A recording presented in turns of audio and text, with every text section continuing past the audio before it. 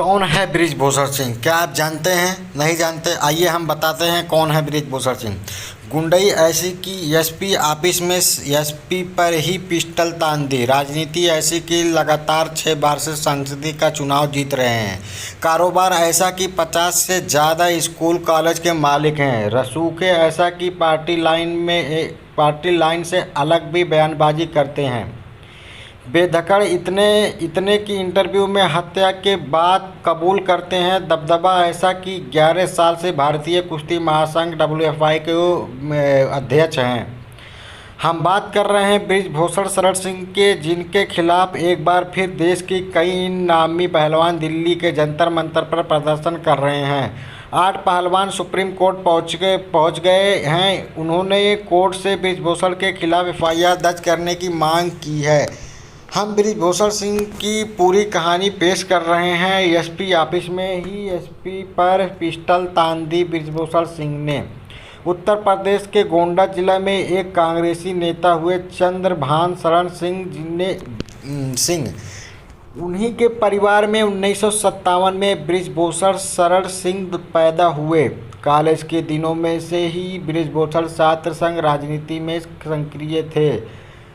70 के दशक में एक ऐसे संकेत महाविद्यालय अयोध्या में महामंत्री बने। स्थानीय पत्रकार बताते हैं कि छात्र राजनीति के दौरान ही कॉलेज की किसी मामले में उन्हें हैंड ग्रेनेड चला दिया था, जिसके बाद उनका नाम उछल गया और फिर राजनीति में वो सक्रिय होते दिखे।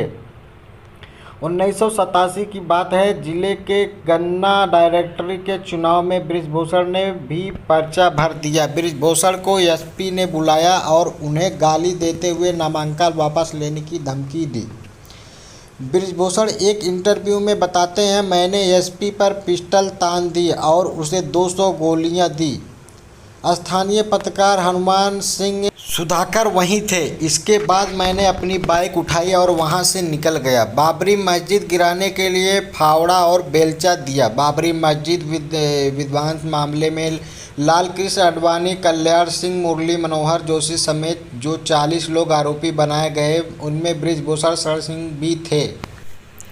एक इंटरव्यू में बृजभूषण बताते हैं कि जब कार्य सेवकों ने बाबरी मस्जिद पर हमला किया तो किसी पास कोई हथियार नहीं थे।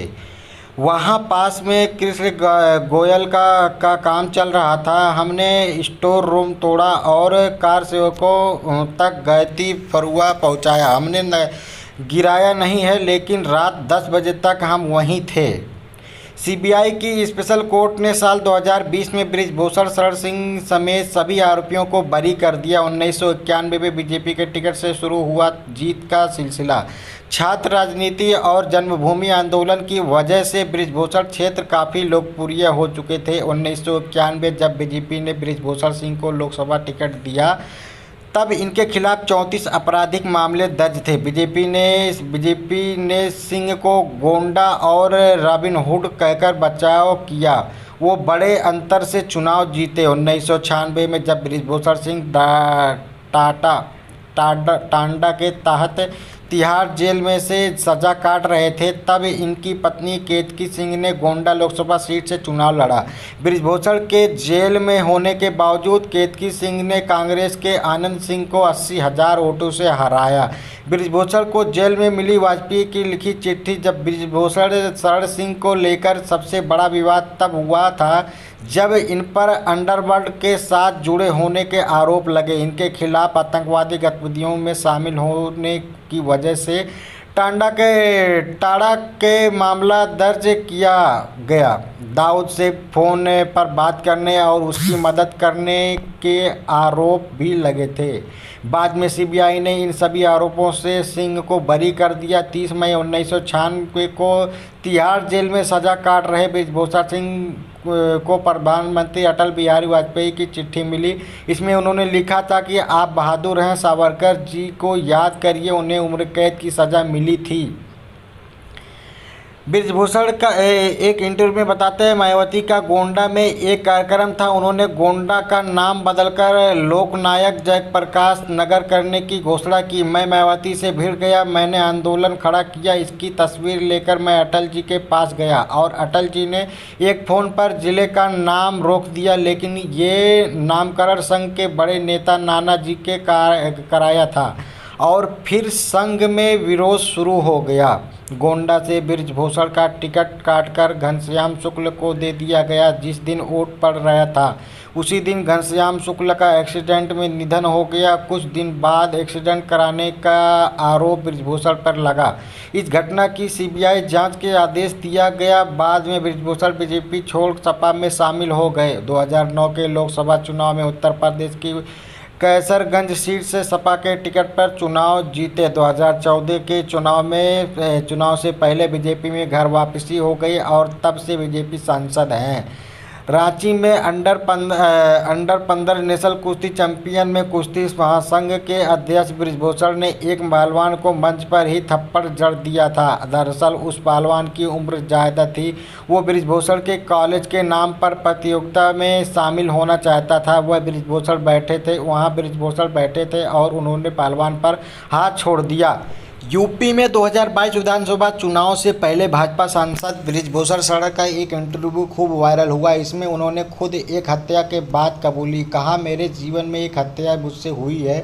लोग चाहे कुछ भी कहें, रविंद्र को जिस आदमी ने मारा था उसकी पीठ पर राइफल से मैंने गोली मारी थी।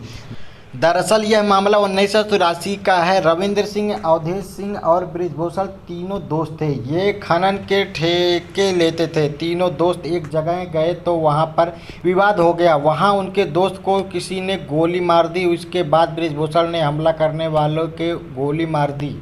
बताया जाता है कि इस मामले में कोर्ट ने उनको बरी कर दिया। चुनावी हल्फनामे के मुताबिक बृजभूषण सिंह के पास करीब 10 करोड़ रुपए की चल अचल संपत्ति है। वहीं उनकी पत्नी के पास करीब 6 करोड़ रुपए की संपत्ति है। इनके पास स्कॉर्पियो, फोर्ड और फॉर्च्यूनर जैसी गाड़ियां हैं। 50 से ज़्यादा स्कूल कॉलेज के मालिक हैं।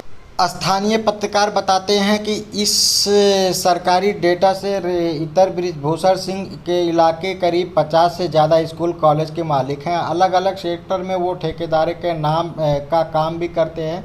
वो हेलीकॉप्टर और घोड़े की सवारी के लिए भी मशहूर हैं। वे विनेश फोगाट से सोमवार सुबह कहा, आप सभी को नमस्कार। जैसे कि आप सब जानते हैं, 3 महीने पहले हमने रेसलिंग फेडरेशन के अध्यक्ष बृजभूषण शरण सिंह के खिलाफ आवाज़ उठाई थी। हमारे साथ में कुछ राजनीति हुई। सरकार ने एक कमेटी बनाई थी। 4 हफ्ते का समय मांगा था। 3 महीने हो गए हमें इंतज़ार करते हुए। हमारे साथ आज भी न्याय नहीं हुआ। उन्होंने कहा, 2 दिन पहले हम पुलिस स्टेशन गए थे, जहां 7 लड़कियों ने बृजभूषण के खिलाफ कार्रवाई करने की शिकायत दी। शिकायत में मांग की गई कि बृजभूषण ने जो शारीरिक शोषण किया उसके खिलाफ कार्रवाई की जाए। पुलिस हमारी एफआईआर भी दर्ज नहीं कर रही है और इसके बाद इंतजार की जंतर मंतर पर आए हैं। हम बता दें कि इस मामले में कोर्ट ने जब टिप्पणी की कि एफआईआर की जाए तो पुलिस ने 2 एफआईआर बृजभूषण के खिलाफ 2 एफआईआर दर्ज कराई हैं। अभी देखो क्या होता है आगे, क्या गिरफ्तार होते हैं।